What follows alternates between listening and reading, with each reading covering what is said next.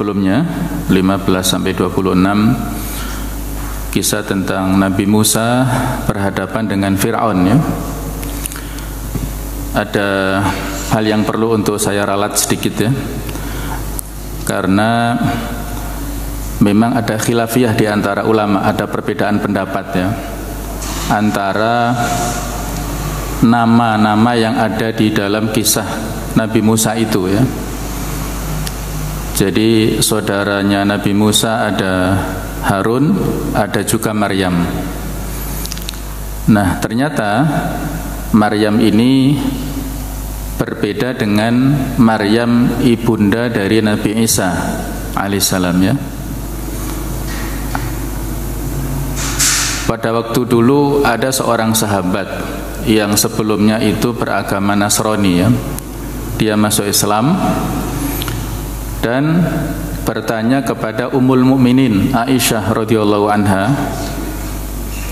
Bertanya sekaligus protes lah gitu ya, bahwasanya Maryam yang disebutkan di dalam Al-Quran itu bukanlah saudaranya Harun ya. Maka saat itu Aisyah marah dan mengatakan, kamu telah berbohong. Alasan dari sahabat yang sebelumnya Nasrani ini karena selisih jarak waktu yang begitu jauh antara Maryam yang disebutkan dalam Al-Quran dengan Harun saudaranya Nabi Musa. Menurut sahabat ini lebih dari 600 tahun ya. Tapi kalau kita lihat dalam sejarah bahkan 1500 sampai 1800 tahun selisihnya. Nah, jadi Aisyah mengatakan menjawab, kamu telah berbohong. Dan si sahabat ini memberikan argumen, seandainya itu adalah sebuah kebenaran, maka Rasulullah SAW akan menceritakan kepada kita. Nah, kalau kita komparasikan dengan hadis yang lain riwayat dari Muslim, ada hadis riwayat atau dari seorang sahabat Al-Mughirah bin Syu'bah. Suatu saat beliau pernah datang ke Najran, kemudian para penduduk Najran bertanya kepada Al-Mughirah bin Syu'bah ini tentang masalah ini ya, tentang waktu ya yang jaraknya yang jauh antara Maryam dengan Harun dengan Nabi Musa yang waktunya sejauh sekian dan sekian lamanya. Maka Nabi SAW menjawab, innahum kanu yusammuna bi anbiyaihim wassolihin aw kama qala. Sesungguhnya mereka itu menamakan anak-anak mereka dengan nama para nabi ataupun orang-orang soleh di antara mereka. Artinya dari hadis ini yang dimaksud Maryam saudaranya Harun itu bukan Harun dari nama seorang nabi ya, tetapi ada kesamaan nama.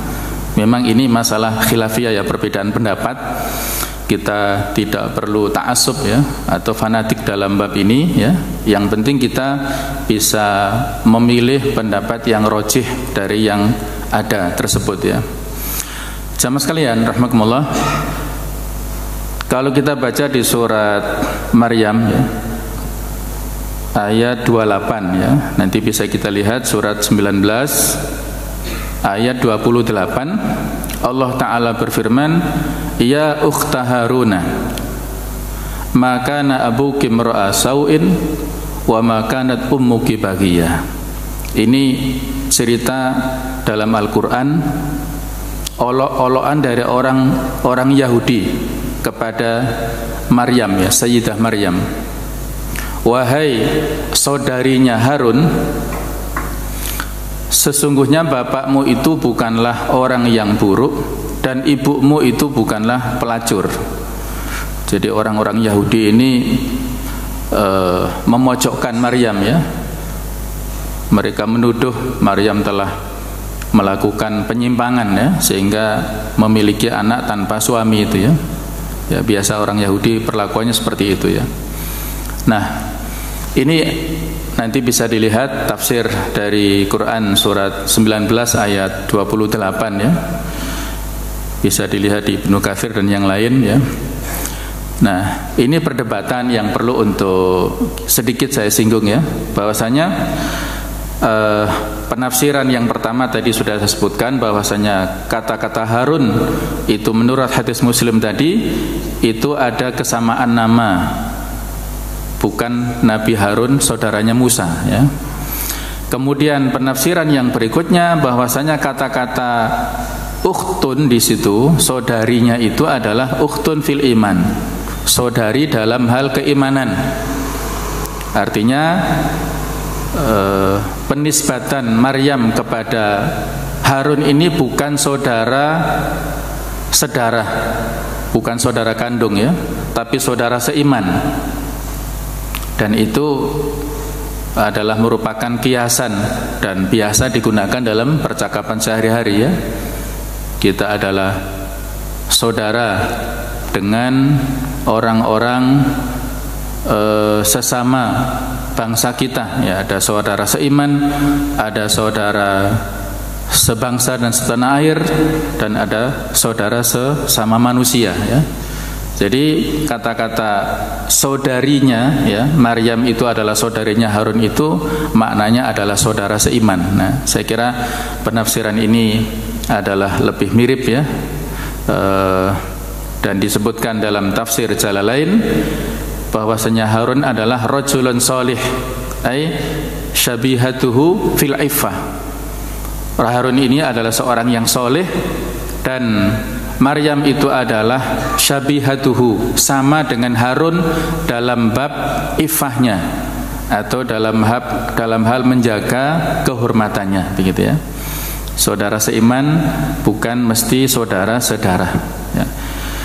Dan kalau kita lihat nasab daripada Imran, jadi memang ada kesamaan nama Maryam dan ada kesamaan nama ayahnya.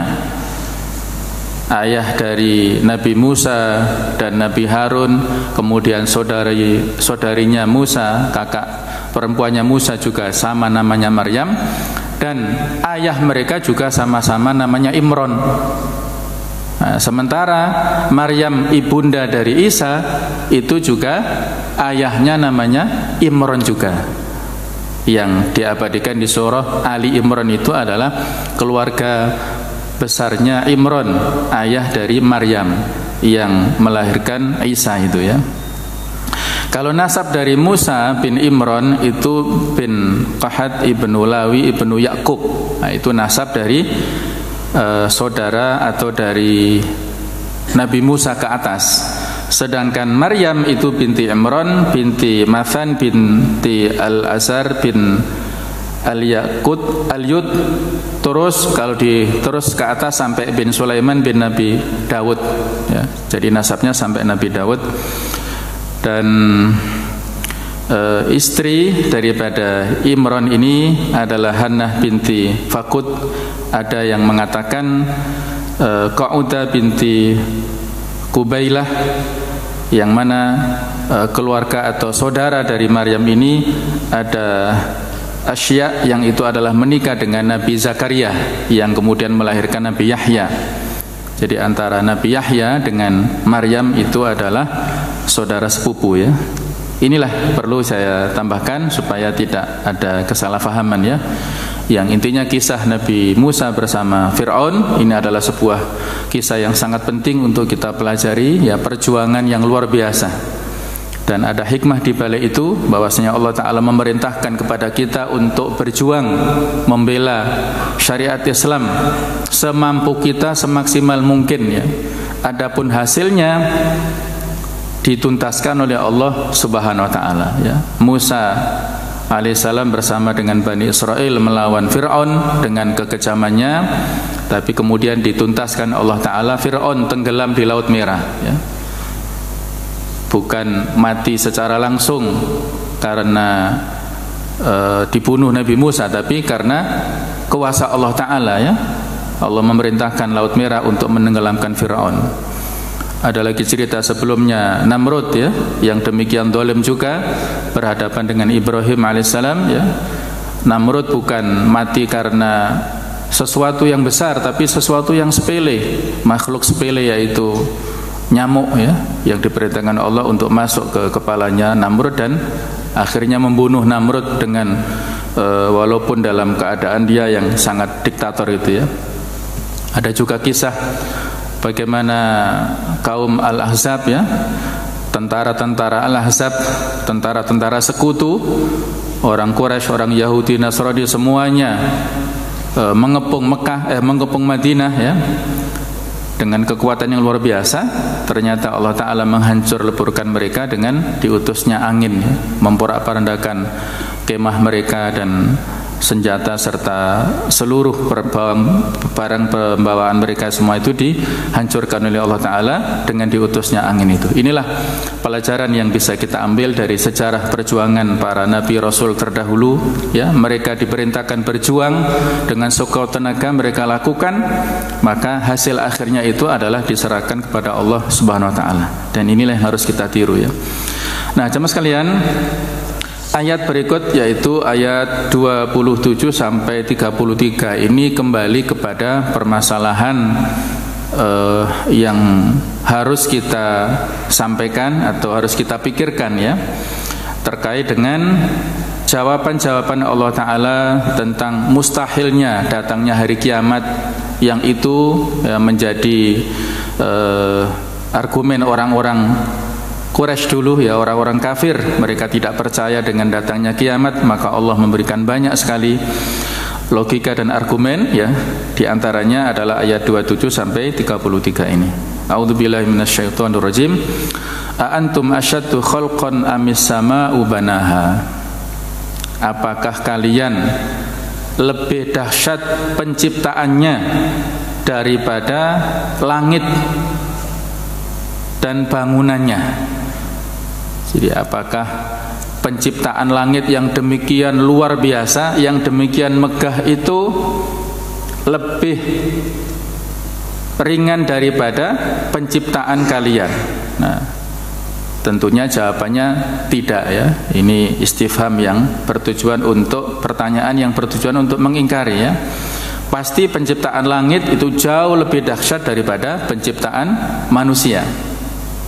Rafa'a samkaha fasawwaha. Allah telah meninggikan bangunannya. Jadi samkaha itu adalah ketinggian bangunan dari bawah ke atas ya, yang itu luar biasa. Fasawwaha, maka Allah menyempurnakannya bangunan tersebut. Wa aqtasha lailaha, dan Allah menjadikan gelap malamnya. Wa akhraja duhaha, dan menjadikan terang siangnya. Wal arda ba'da dzalika tahaha, dan bumi setelah itu dihamparkannya. Akhraja minha, Allah mengeluarkan dari bumi itu ma'aha, yaitu airnya, wa mar'aha, dan tumbuh-tumbuhannya. Wal jibala arsaha, dan gunung-gunung Allah jadikan sebagai pasaknya. Allah teguhkan, kokohkan gunung-gunung tersebut. Mata'al lakum wa li'an'amikum, sebagai kenikmatan untuk kalian dan untuk binatang-binatang ternak kalian. Al-an'am ini bisa berupa unta, bisa berupa sapi ya, juga kambing. Itu disebut adalah al-an'am, atau orang Jawa mengatakan rojo koyo ya. Jadi binatang-binatang yang diwajibkan untuk kita keluarkan zakatnya itu. Nah, jamaah sekalian rahimakumullah, inilah ayat-ayat yang harus kita renungi ya, kita tafakuri dengan mendalam betapa Allah Subhanahu wa taala menciptakan langit ya yang luar biasa ya. Hal antum ayyuhan nas as'abu khalqan ba'dal maut. Apakah kalian wahai manusia lebih sulit diciptakan sesudah mati? Artinya wa ba'atsakum asyadda indakum. Artinya ketika Allah Ta'ala memberitakan kepada kita tentang hari kiamat, kebangkitan manusia, apakah itu lebih susah penciptaannya dilakukan oleh Allah Ta'ala daripada Allah telah menciptakan langit dengan kondisi yang luar biasa megahnya? Maka jawabannya la syakka bi anna sama asyadda khalqan. Pasti jawabannya langit itu jauh lebih dahsyat penciptaannya daripada kita manusia, baik itu penciptaan manusia di awal ini atau nanti Allah Ta'ala membangkitkan kita kembali, kita ini jauh lebih kecil ya. Sebagaimana dijelaskan dalam ayat-ayat yang lain, ya ini tafsir Quran bil Quran ya. Karena tafsir Al-Munir ini kita tahu, kita telah terangkan sebelumnya, adalah tafsir bil ma'thur ya, yang menggunakan pendekatan tafsir secara manqul, mentafsirkan ayat dengan ayat yang lain, mentafsirkan ayat dengan hadis ya, mentafsirkan ayat dengan perkataan para sahabat dan dengan pendekatan bahasa Arab. Maka di antara ayat yang mirip dengan ayat ini adalah surat Ghafir ayat 57. Allah berfirman, la khalqus samawati wal ardi akbaru min khalqin nas. Pasti penciptaan langit-langit dan bumi itu lebih besar, lebih dahsyat daripada penciptaan manusia.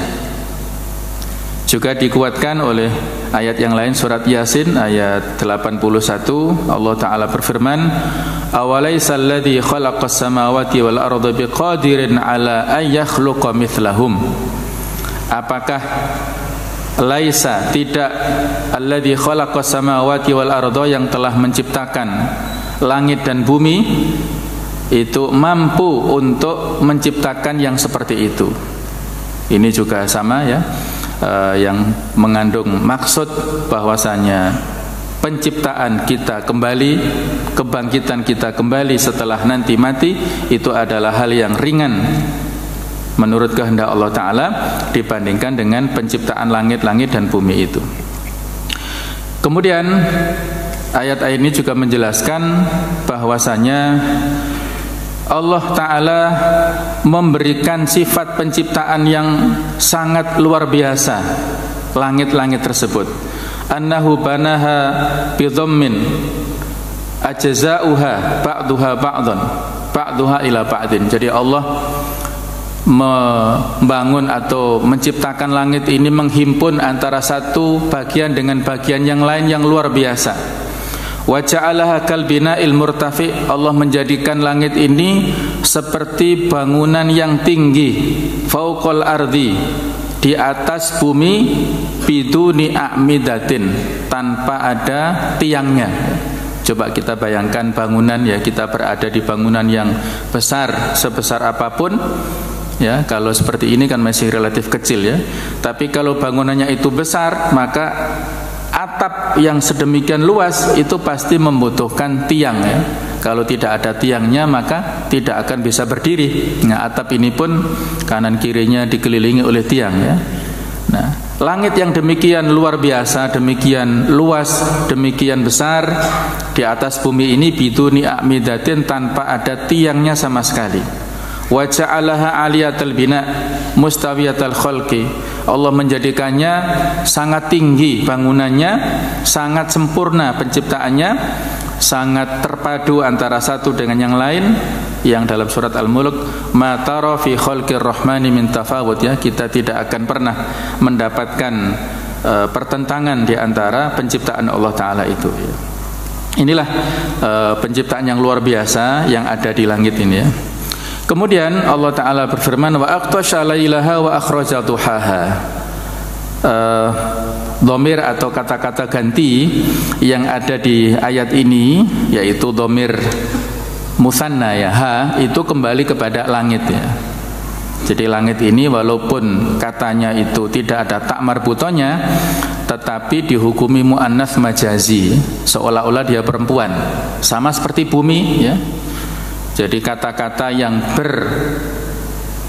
mustaujah, al-kalimat al-mustaujah, yaitu kata-kata yang berpasang-pasangan, itu dihukumi perempuan ya. Ada langit, ada bumi, matahari, bulan, kemudian ada anggota badan kita ya, mata yang dua, telinga yang dua, tangan yang dua, kaki yang dua. Ini semua walaupun kata kalimat atau kata yang di situ tidak ada tak muannats atau tak marbutohnya, tetapi di sini bermakna muannats semua ya. Termasuk langit, ini juga bermakna perempuan atau muannats majazi, sehingga dhamir kata ganti yang kembali kepada sama itu adalah perempuan ya. Wa aqtasha lailaha. Aqtasha adalah bermakna azlama, Allah menjadikan gelap lailaha, malamnya. Wa akhraja duhaha, dan Allah memunculkan, membuat sinar siangnya.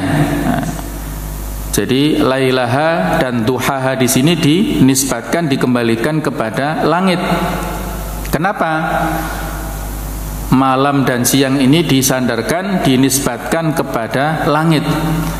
Karena dari langit itulah muncul dan tenggelamnya matahari. Dengan kemunculan matahari, maka itu menunjukkan munculnya siang. Dengan tenggelamnya matahari, menunjukkan munculnya malam. Dengan tenggelamnya matahari akan muncul bintang ataupun bulan yang menunjukkan inilah malam. Nah, jadi lailaha dan duhaha di sini disandarkan kepada matahari, kepada langit ya, karena di sanalah tempat terbit dan tenggelamnya matahari dan bulan itu. Wal ardu ba'da dzalika tahaha, dan bumi setelah itu dihamparkan ya. Dulu pernah kita bahas tentang maksud daripada dihamparkan. Ini adalah disediakan atau sediakan sebagai wasilah, sarana prasarana untuk manusia, untuk kita semua ya. Nah, jemaah sekalian, barangkali ada pertanyaan yang mungkin agak membingungkan kita ya, terkait dengan masalah penciptaan langit dan bumi ini. Mana yang lebih dahulu? Apakah Allah menciptakan langit dulu ataukah bumi dulu? Atau kebalikannya, Allah menciptakan bumi dulu baru langit dulu. Nah, dulu pernah ada seseorang yang bertanya kepada Abdullah bin Abbas, yaitu seorang mufassir dari kalangan sahabat ya, yang kita tahu mendapat predikat sebagai turjumanul Quran ya, juru bicara Al-Quran ya. Beliau luar biasa pengetahuannya terhadap Al-Quran. Ada seorang yang bertanya kepada Abdullah bin Abbas tentang beberapa ayat Al-Quran yang kelihatannya itu satu dengan yang lain sepertinya kontradiktif, ada pertentangan ya. Misalnya begini ya, yang pertama itu orang ini bertanya kepada Abdullah bin Abbas di surat Al-Mu'minun ayat 101, itu Allah berfirman, fa idza nufikha fis-suri fala ansaba bainahum yauma idzi wala yatasaalun. Maka ketika ditiup sangkakala, maka tidak ada lagi hubungan nasab di antara manusia pada hari itu, dan mereka tidak saling bertanya antara satu dengan yang lain. Kalau dibandingkan surat Al-Mu'minun 101 ini dengan surat As-Saffat ayat 27, Allah berfirman, wa aqbala ba'duhum ala ba'din yatasaalun, dan antara sebagian dengan yang lain itu saling berhadapan dan mereka itu saling bertanya. Jadi seolah-olah ini ada kontradiktif ya. Ini mana yang benar pada hari kiamat nanti? Apakah masing-masing ini terputus nasabnya, tidak sama kenal antara satu dengan yang lain walaupun mereka adalah satu keluarga di dunia, mereka adalah sahabat di dunia ya, mereka tidak saling menyapa, tidak saling bertanya, ataukah satu sama lain saling berhadapan? Ini dibingungkan oleh sahabat ini ya, bertanya kepada Abdullah bin Abbas. Maka jawaban beliau adalah bahwa yang dimaksud pada surat Al-Mu'minun 101, fa idza nufikha fis-suri fala ansaba bainahum yauma idzin wala yatasaalun, ketika ditiup sangkakala maka tidak ada lagi pertalian nasab di antara mereka dan tidak saling bertanya. Itu kata Abdullah bin Abbas adalah an-nafkhatul ula ya, itu adalah tiupan sangkakala yang pertama. Jadi pada saat itulah orang-orang sibuk dengan dirinya sendiri, tidak ada yang memperhatikan antara satu dengan yang lain, ya, semuanya sibuk. Nah, kemudian yang dimaksud surat As-Saffat 27, wa aqbala ba'duhum ala ba'din yatasaalun, satu sama lain saling berhadapan, saling bertanya, itu adalah pada tiupan yang kedua, ya. Mereka satu sama lain pada saat ditanya oleh Allah Ta'ala, dimintai pertanggungjawaban secara pribadi-pribadi, itu satu sama lain saling berusaha untuk menyalahkan. Murid menyalahkan gurunya, menyalahkan temannya, seolah-olah dia tidak mau tanggung jawab, begitu ya. Nah, inilah pentingnya kita ya dalam hal beragama, tidak boleh taklid mengikuti ya, asal ikut saja, taklid buta namanya ya. Tapi kita bolehnya ittiba, mengikuti dengan ilmu ya. Kalau ikut tanpa ilmu, nanti ketika kita ditanya oleh Allah Ta'ala, kenapa kamu melakukan ini, wala takfu ma laisa laka bihi ilm, janganlah kamu mengikuti sesuatu tanpa ada ilmu tentang itu.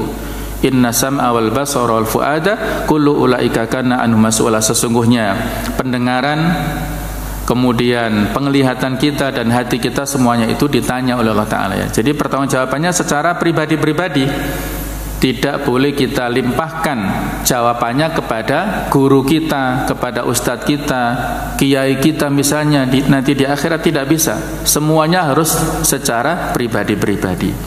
Nah, ini yang dimaksud dengan wa aqbala ba'duhum ala ba'din yatasaalun itu.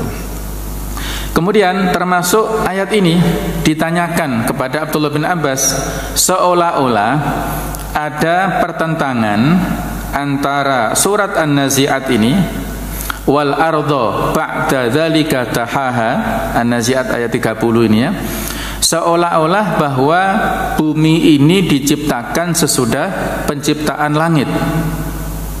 Kesimpulannya kan begitu ya. Sementara kalau dibandingkan dengan surat Fussilat, nanti bisa dilihat ya, surat Fussilat ayat 9 sampai ayat 11. Nah, di situ Allah Ta'ala menjelaskan, saya bacakan, kul a'innakum latakfuruna billadhi khalaqal arda, katakanlah, kenapa kalian kufur, ingkar dengan Allah yang telah menciptakan bumi fi yaumaini, pada 2 masa, wa taj'aluna lahu andada, dan kalian menjadikan untuknya itu sesembahan-sesembahan atau tandingan-tandingan, padahal dzalika rabbul alamin, Allah adalah Rabb semesta alam.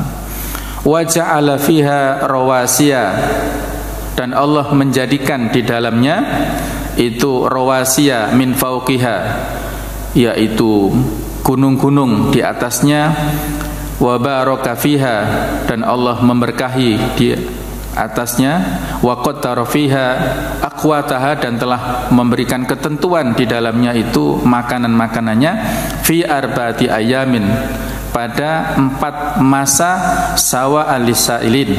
Nah, itu sebagai sesuatu yang sempurna ya untuk orang-orang yang meminta. Tsumma stawa ila sama, kemudian Allah menuju ke langit ya, menciptakan langit, wahya dukhan, dan pada saat itu langit adalah kabut atau asap.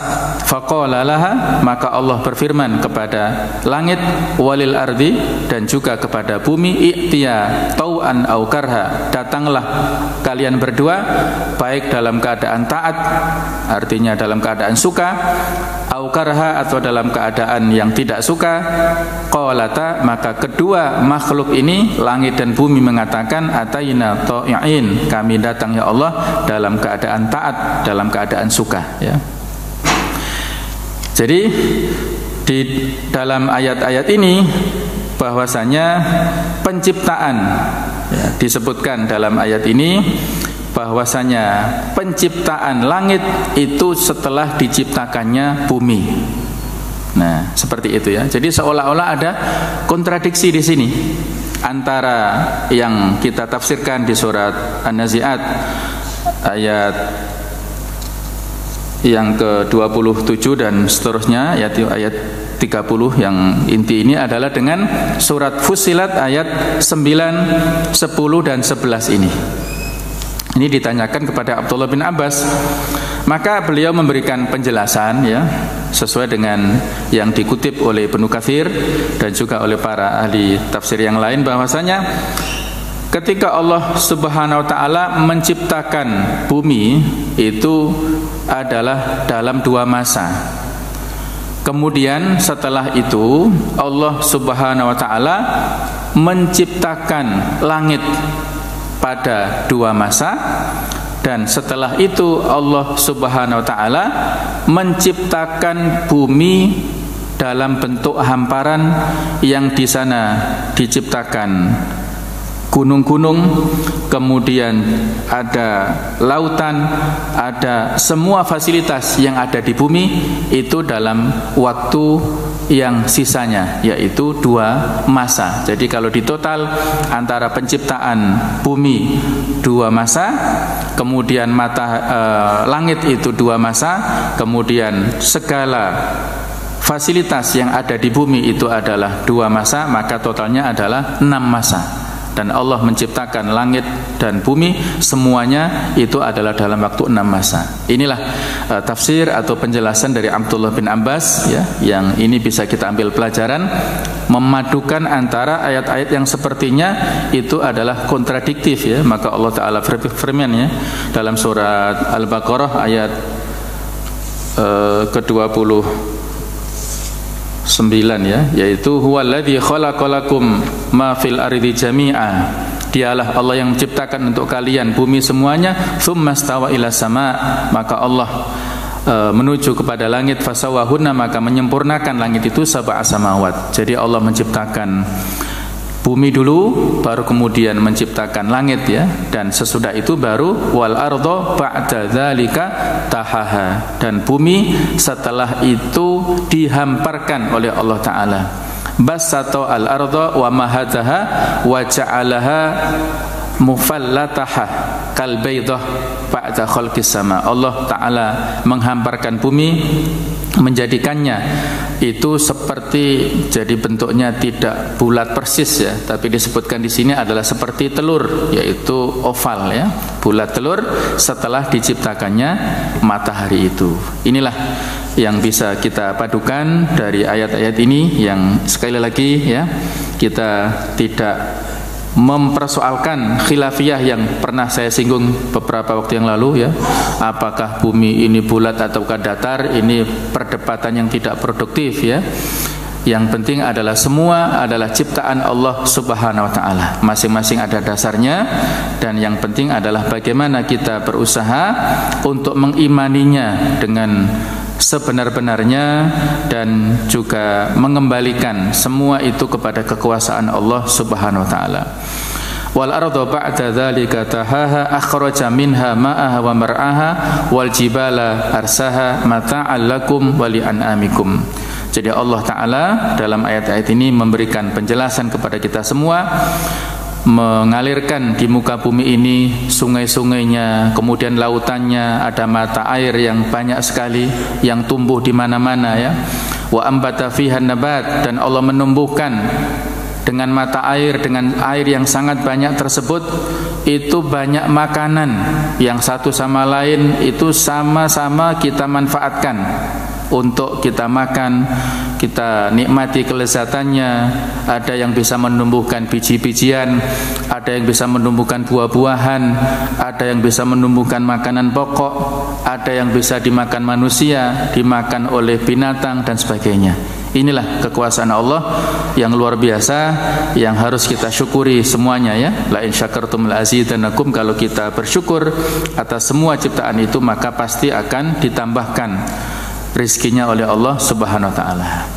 Nggih, monggo saya kasih kesempatan, barangkali ada yang perlu untuk ditanyakan dari surat An-Nazi'at ayat 27 sampai dengan 33 ini. Monggo, tafadholu, kami persilakan kalau ada yang bertanya.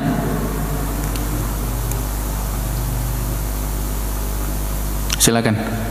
Ada yang mau bertanya? Kami persilakan. Monggo. Oh, sudah adzan.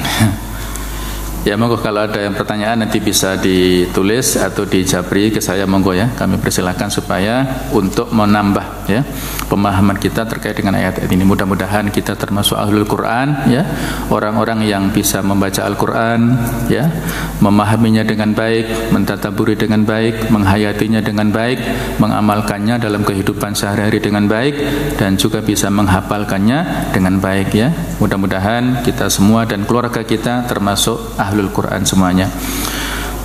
Subhanaka wa bihamdika asyhadu an la ilaha illa anta astaghfiruka wa atubu ilaik. Wassalamualaikum warahmatullahi wabarakatuh.